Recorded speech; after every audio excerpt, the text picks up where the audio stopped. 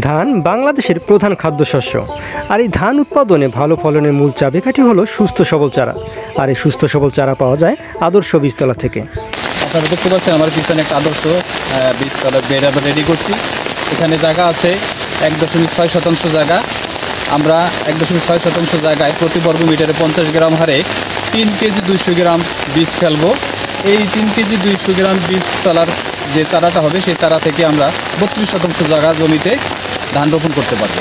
মুকসুদপুর উপজেলায় কৃষি অফিসের উদ্যোগে কৃষকদের মাঝে আদর্শ বীজতলার গুরুত্ব ছড়িয়ে দিতে মাঠ পর্যায়ে নেওয়া হয়েছে নানা বাস্তবমুখী পদক্ষেপ। ধানের ফলন বৃদ্ধি করার জন্য প্রয়োজন সুস্থ সবল চারা। আর এই সুস্থ সবল চারা পেতে হলে আমাদের দরকার একটি আদর্শ বীজতলা।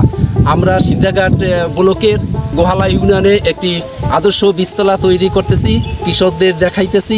আশা করি আমরা এই আদর্শ বীজতলা থেকে আমরা আশানুরূপ ফলন পাবো।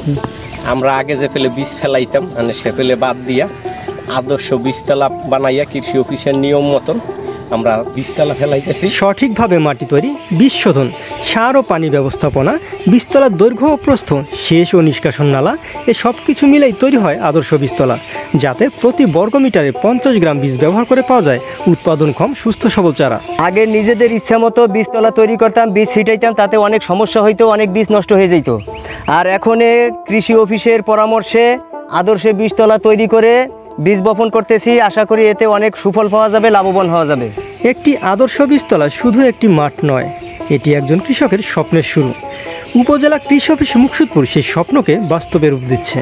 ভালো বীজ উৎপাদনের চাবিকাঠি হলো সুস্থ সবল চারা, আর সেই চারা পেতে হলে দরকার আদর্শ বীজতলা। অনেক কৃষকই বীজতলাকে গুরুত্ব দেয় না, আর এ কারণেই ফলনেও সমস্যা হয়। তাই আমরা সবসময় বলি একটু যত্নে তৈরি বীজতলা দিতে পারে অনেক বেশি ফলন। তাই আমরা কৃষকদের আদর্শ বীজতলা তৈরির পরামর্শ দিয়ে যাচ্ছি।